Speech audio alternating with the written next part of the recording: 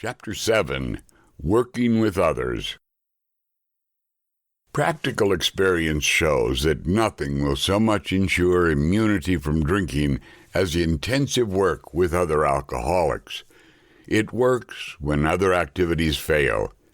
This is our 12th suggestion. Carry this message to other alcoholics. You can help when no one else can. You can secure their confidence when others fail. Remember, they are very ill. Life will take on new meaning. To watch people recover, to see them help others, to watch loneliness vanish, to see a fellowship grow up about you, to have a host of friends. This is an experience you must not miss. We know you will not want to miss it. Frequent contact with newcomers and with each other is the bright spot of our lives. Perhaps you are not acquainted with any drinkers who want to recover. You can easily find some by asking a few doctors, ministers, priests, or hospitals. They will be only too glad to assist you. Don't start out as an evangelist or reformer. Unfortunately, a lot of prejudice exists. You will be handicapped if you arouse it. Ministers and doctors are competent, and you can learn much from them if you wish. But it happens that because of your own drinking experience, you can be uniquely helpful to other alcoholics. So cooperate, never criticize. To be helpful is our only aim. When you discover a prospect for Alcoholics Anonymous, find out all you can about him. If he does not want to stop drinking, don't waste time trying to persuade him. You may spoil a later opportunity. This advice is given for his family also. They should be patient, realizing they are dealing with a sick person. If there is any indication that he wants to stop, have a good talk with the person most interested in him, usually his wife. Get an idea of his behavior, his problems, his background, the seriousness of his condition, and his religious leanings. You need this information to put yourself in his place, to see how you would like him to approach you if the tables were turned. Sometimes it is wise to wait till he goes on a binge. The family may object to this, but unless he is in a dangerous physical condition, it is better to risk it. Don't deal with him when he is very drunk, unless he is ugly and the family needs your help. Wait for the end of the spree, or at least a lucid interval. Then let his family or a friend ask him if he wants to quit for good, and if he would go to any extreme to do so. If he says yes, then his attention should be drawn to you as a person who has recovered. You should be described to him as one of a fellowship who, as part of their own recovery, try to help others and who will be glad to talk to him if he cares to see you. If he does not want to see you, never force yourself upon him. Neither should the family hysterically plead with him to do anything, nor should they tell him much about you. They should wait for the end of his next drinking bout. You might place this book where he can see it in the interval. Here, no specific rule can be given.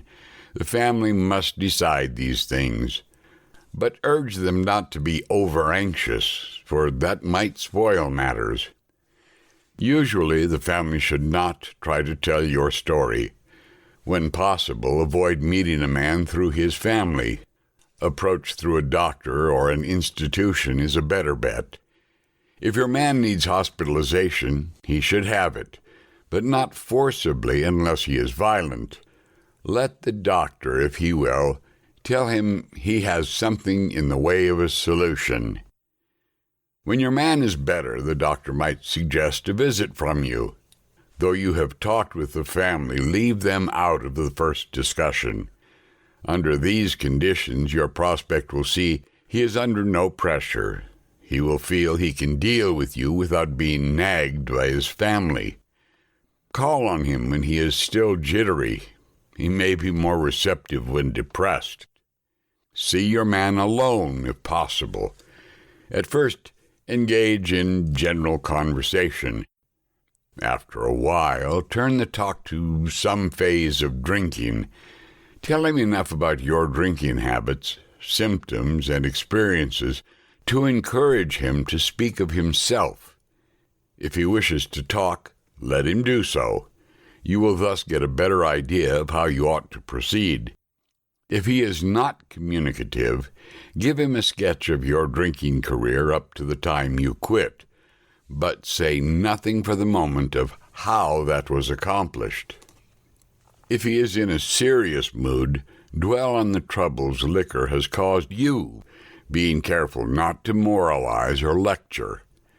If his mood is light, tell him humorous stories of your escapades. Get him to tell some of his.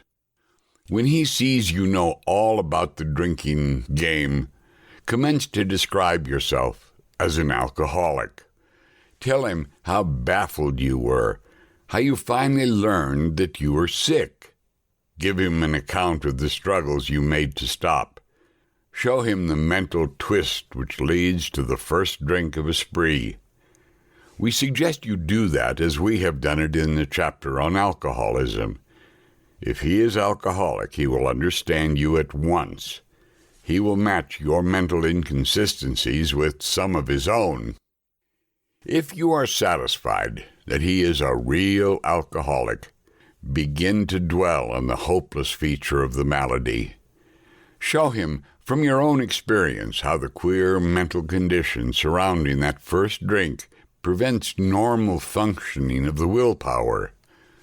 Don't, at this stage, refer to this book unless he has seen it and wishes to discuss it.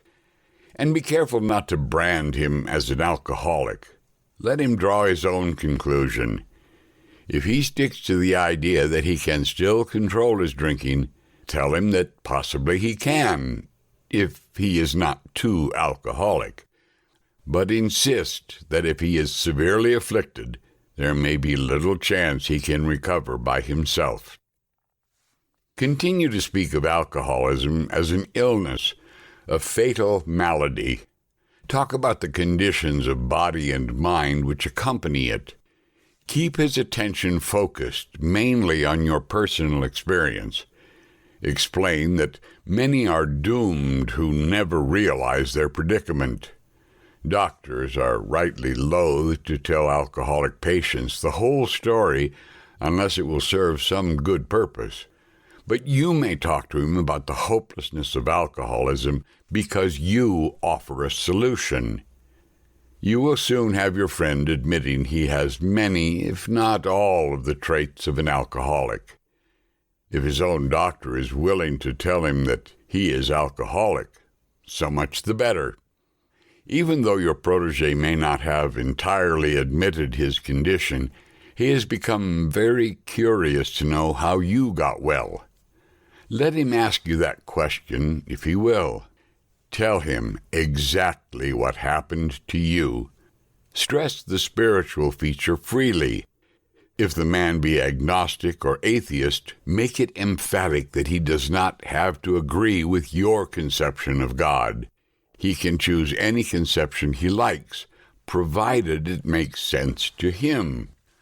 The main thing is that he be willing to believe in a power greater than himself and that he live by spiritual principles. When dealing with such a person, you had better use everyday language to describe spiritual principles. There is no use arousing any prejudice he may have against certain theological terms and conceptions about which he may already be confused. Don't raise such issues, no matter what your own convictions are. Your prospect may belong to a religious denomination. His religious education and training may be far superior to yours. In that case, he is going to wonder how you can add anything to what he already knows. But he will be curious to learn why his own convictions have not worked and why yours seem to work so well. He may be an example of the truth that faith alone is insufficient. To be vital, faith must be accompanied by self-sacrifice and unselfish constructive action. Let him see that you are not there to instruct him in religion. Admit that he probably knows more about it than you do, but call to his attention the fact that, however deep his faith and knowledge, he could not have applied it, or he would not drink. Perhaps your story will help him see where he has failed to practice the very precepts he knows so well. We represent no particular faith or denomination. We are dealing only with general principles common to most denominations. Outline the program of action, explaining how you made a self-appraisal, how you straightened out your past, and why you are now endeavoring to be helpful to him. It is important for him to realize that your attempt to pass this on to him plays a vital role in your own recovery. Actually, he may be helping you more than you are helping him. Make it plain he is under no obligation to you, that you hope only that he will try to help other alcoholics when he escapes his own difficulties. Suggest how important it is that he place the welfare of other people ahead of his own. Make it clear that he is not under pressure, that he needn't see you again if he doesn't want to. You should not be offended if he wants to call it off, for he has helped you more than you have helped him. If your talk has been sane, quiet, and full of human understanding, you have perhaps made a friend. Maybe you have disturbed him about the question of alcoholism. This is all to the good. The more hopeless he feels, the better. He will be more likely to follow your suggestions. Your candidate may give reasons why he need not follow all the program. He may rebel at the thought of a drastic house cleaning which requires discussion with other people. Do not contradict such views. Tell him you once felt as he does, but you doubt whether you would have made much progress had you not taken action. On your first visit, tell him about the Fellowship of Alcoholics Anonymous. If he shows interest, lend him your copy of this book. Unless your friend wants to talk further about himself, do not wear out your welcome. Give him a chance to think it over. If you do stay, let him steer the conversation in any direction he likes. Sometimes a new man is anxious to proceed at once, and you may be tempted to let him do so. This is sometimes a mistake. If he has trouble later, he is likely to say you rushed him. You will be most successful with alcoholics if you do not exhibit any passion for crusade or reform. Never talk down to an alcoholic from any moral or spiritual hilltop. Simply lay out the kit of spiritual tools for his inspection. Show him how they worked with you. Offer him friendship and fellowship. Tell him that if he wants to get well, you will do anything to help. If he is not interested in your solution, if he expects you to act only as a banker for his financial difficulties or a nurse for his sprees, you may have to drop him until he changes his mind. This he may do after he gets hurt some more. If he is sincerely interested and wants to see you again, ask him to read this book in the interval. After doing that, he must decide for himself whether he wants to go on. He should not be pushed or prodded by you, his wife, or his friends. If he is to find God, the desire must come from within. If he thinks he can do the job in some other way or prefers some other spiritual approach, encourage him to follow his own conscience. We have no monopoly on God. We merely have an approach that worked with us. But point out that we alcoholics have much in common and that you would like, in any case, to be friendly. let it go at that. Do not be discouraged if your prospect does not respond at once. Search out another alcoholic and try again. You are sure to find someone desperate enough to accept with eagerness what you offer. We find it a waste of time to keep chasing a man who cannot or will not work with you. If you leave such a person alone, he may soon become convinced that he cannot recover by himself. To spend too much time on any one situation is to deny some other alcoholic an opportunity to live and be happy. One of our fellowship failed entirely with his first half-dozen prospects. He often says that if he had continued to work on them, he might have deprived many others who have since recovered of their chance. Suppose now you are making your second visit to a man. He has read this volume and says he is prepared to go through with the 12 steps of the program of recovery. Having had the experience yourself, you can give him much practical advice. Let him know you are available if he wishes to make a decision and tell his story, but do not insist upon it if he prefers to consult someone else. He may be broke and homeless. If he is, you might try to help him about getting a job or give him a little financial assistance. But you should not deprive your family or creditors of money they should have. Perhaps you will want to take the man into your home for a few days. Be sure to use discretion. Be certain he will be welcomed by your family and that he is not trying to impose upon you for money, connections, or shelter. Permit that, and you only harm him. You will be making it possible for him to be insincere. You may be aiding in his destruction rather than his recovery. Never avoid these responsibilities, but be sure you are doing the right thing if you assume them. Helping others is the foundation stone of your recovery. A kindly act once in a while isn't enough. You have to act the Good Samaritan every day if need be. It may mean the loss of many nights' sleep, great interference with your pleasures, interruptions to your business.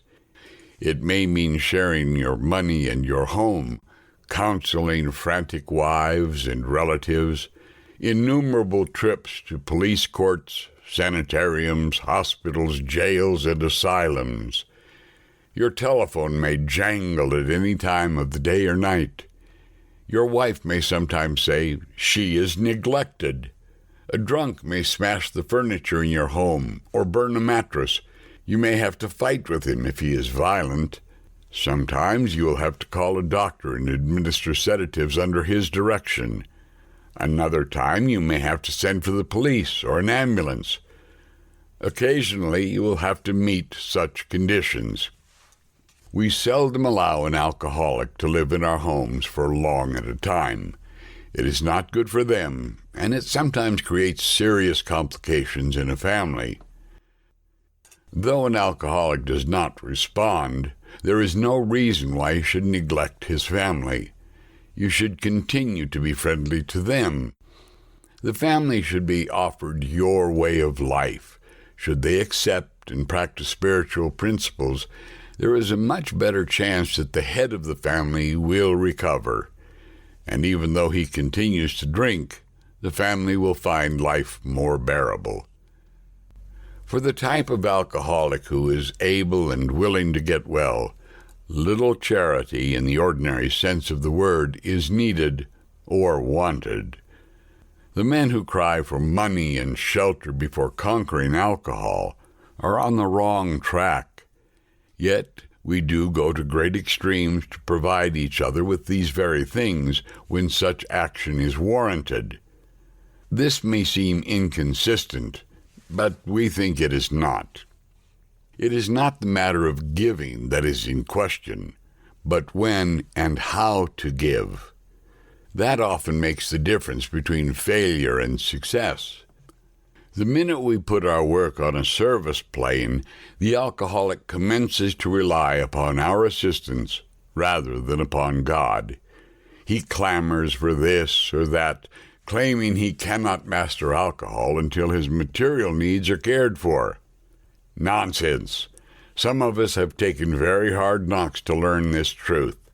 Job or no job, wife or no wife, we simply do not stop drinking so long as we place dependence upon other people ahead of dependence on God. Burn the idea into the consciousness of every man that he can get well, regardless of anyone. The only condition is that he trust in God and clean house. Now, the domestic problem. There may be a divorce, separation, or just strained relations. When your prospect has made such reparation as he can to his family and has thoroughly explained to them the new principles by which he is living, he should proceed to put those principles into action at home. That is, if he is lucky enough to have a home. Though his family be at fault in many respects, he should not be concerned about that. He should concentrate on his own spiritual demonstration. Argument and fault-finding are to be avoided like the plague. In many houses this is difficult to do, but it must be done if any results are to be expected. If persisted in for a few months, the effect on a man's family is sure to be great. The most incompatible people discover they have a basis upon which they can meet. Little by little, the family may see their own defects and admit them. These can be discussed in an atmosphere of helpfulness and friendliness. After they have seen tangible results, the family will perhaps want to go along. These things will come to pass naturally and in good time, provided, however, the alcoholic continues to demonstrate that he can be sober, considerate, and helpful, regardless of what anyone says or does. Of course, we all fall much below this standard many times, but we must try to repair the damage immediately, lest we pay the penalty by a spree. If there be divorce or separation, there should be no undue haste for the couple to get together. The man should be sure of his recovery. The wife should fully understand his new way of life. If their old relationship is to be resumed, it must be on a better basis, since the former did not work. This means a new attitude and spirit all around. Sometimes it is to the best interests of all concerned that a couple remain apart. Obviously, no rule can be laid down. Let the alcoholic continue his program day by day. When the time for living together has come, it will be apparent to both parties. Let no alcoholic say he cannot recover unless he has his family back. This just isn't so. In some cases, the wife will never come back for one reason or another. Remind the prospect that his recovery is not dependent upon people. It is dependent upon his relationship with God. We have seen men get well whose families have not returned at all. We have seen others slip when the family came back too soon. Both you and the new man must walk day by day in the path of spiritual progress. If you persist, remarkable things will happen. When we look back, we realize that the things which came to us when we put ourselves in God's hands were better than anything we could have planned. Follow the dictates of a higher power, and you will presently live in a new and wonderful world, no matter what your present circumstances.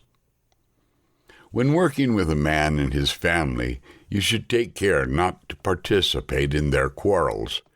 You may spoil your chance of being helpful if you do. But urge upon a man's family that he has been a very sick person and should be treated accordingly. You should warn against arousing resentment or jealousy.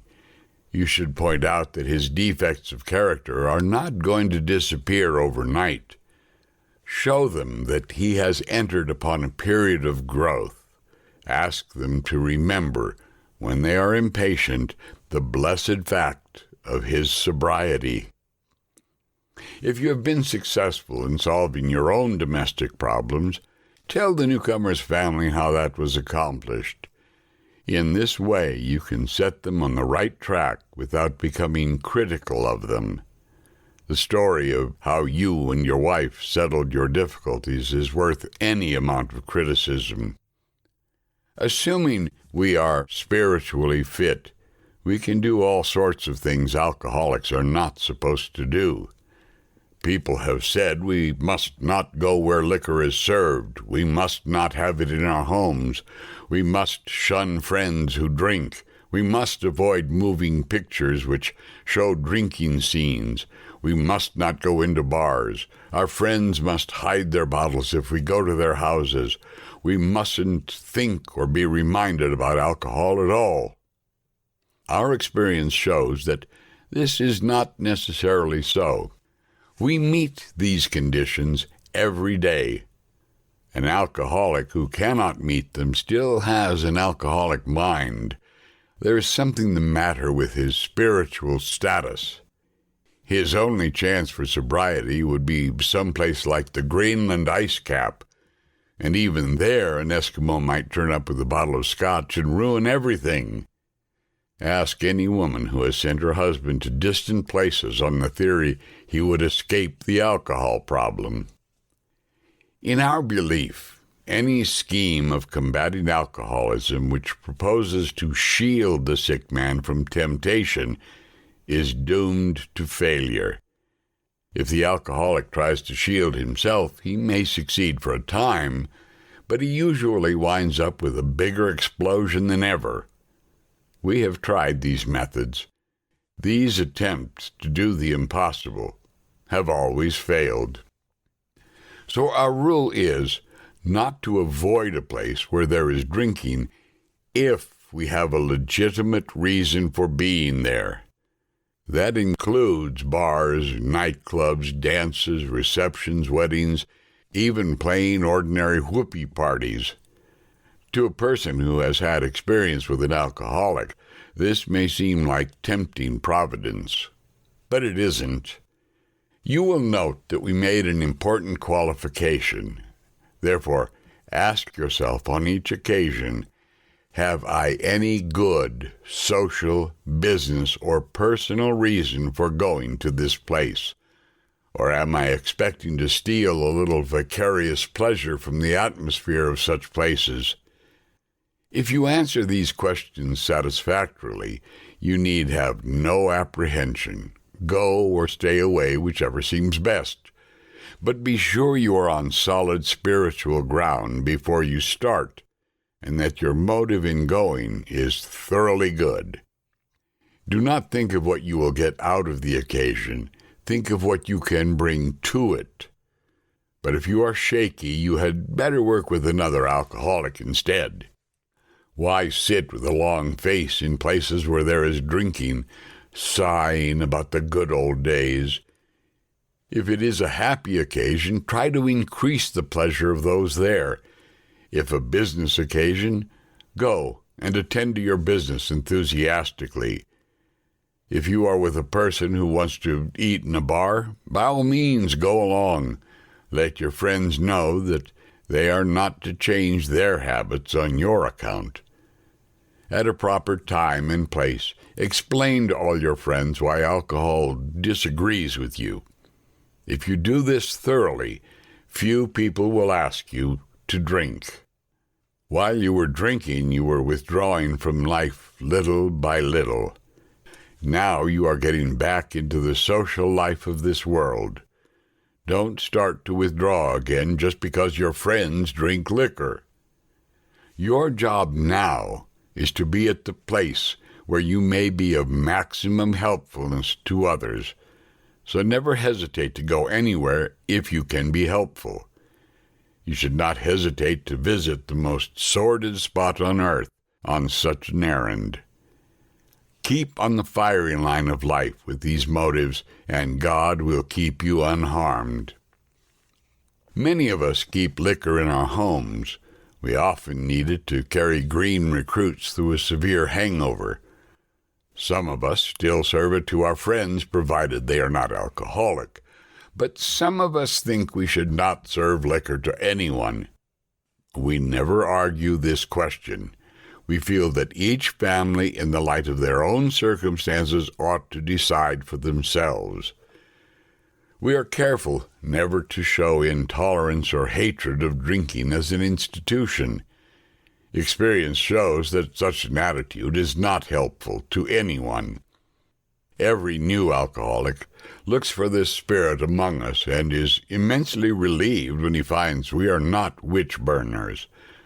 A spirit of intolerance might repel alcoholics whose lives could have been saved had it not been for such stupidity. We would not even do the cause of temperate drinking any good, for not one drinker in 1,000 likes to be told anything about alcohol by one who hates it.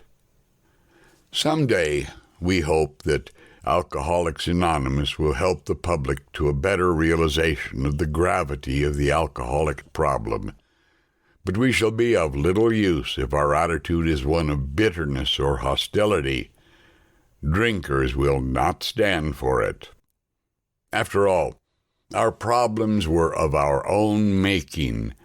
Bottles were only a symbol. Besides, we have stopped fighting anybody or anything. We have to.